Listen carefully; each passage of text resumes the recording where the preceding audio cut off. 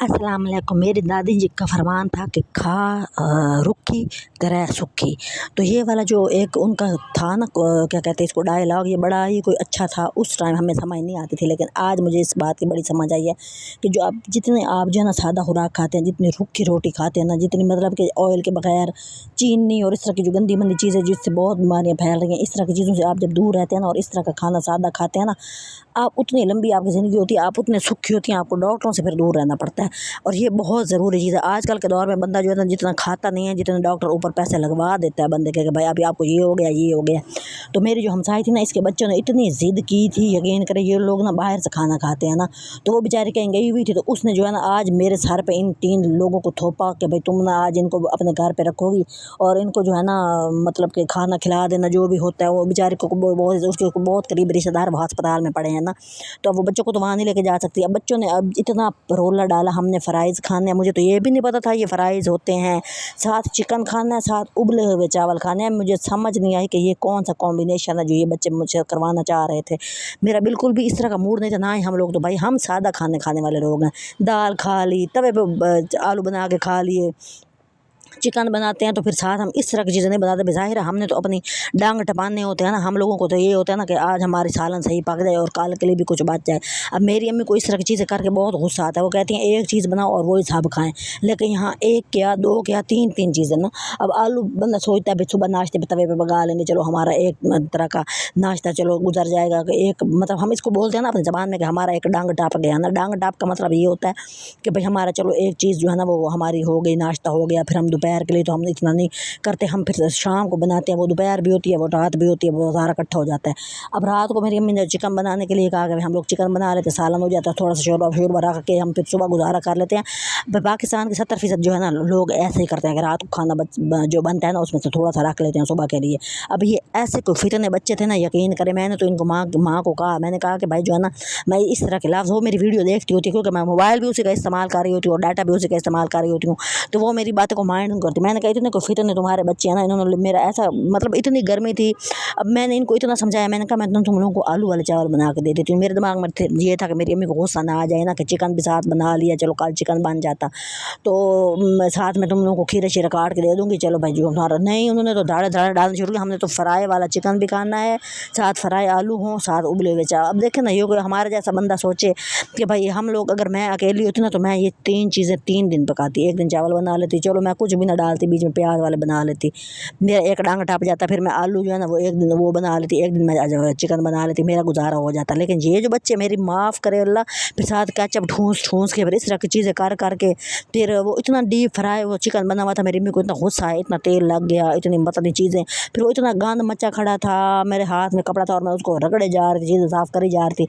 लेकिन उसकी जो बेटी है ना वो थोड़ी सी बड़ी बड़ी हो रही है ना, तो उसको इस तरह के काम करने का शौक, मतलब कि जैसे बंदे को होता है नया नया।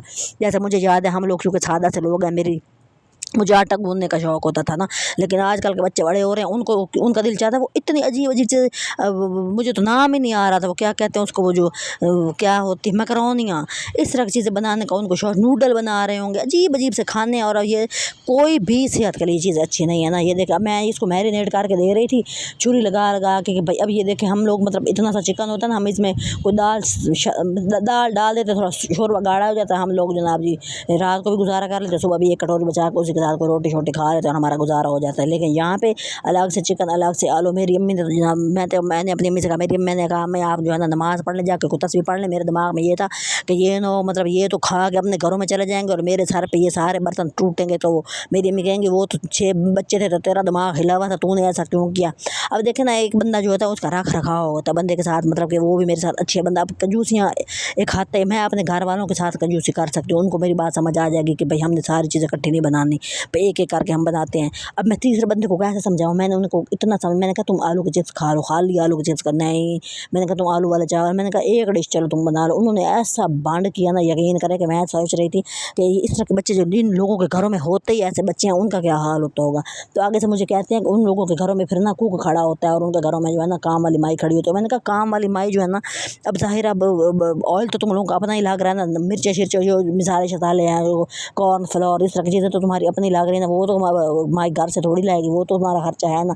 लेकिन बहरहाल जिन लोगों के घरों में ये चीज़ें हैं उनको मुबारक हो, लेकिन हम लोगों के घरों में भाई सादा खाना होता है।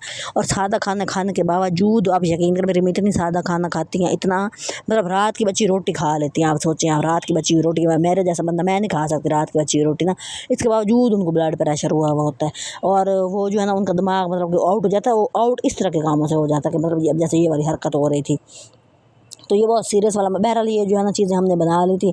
तो चावल उसने भाई ज़्यादा उसको, वो ज़ाहिर है वो बच्ची सीख रही थी, मैं साथ खड़ी थी, मैं सिर्फ सफाई में तो कपड़ा हाथ में लेके खड़ी थी, क्योंकि मेरी अम्मी ने देख लेना, उन्होंने तो मेरा दिमाग घुमा देना था कि भाई ये तो क्या कर रही है, मतलब तू बच्चों के साथ बच्चे बनी हुई है ये वाला।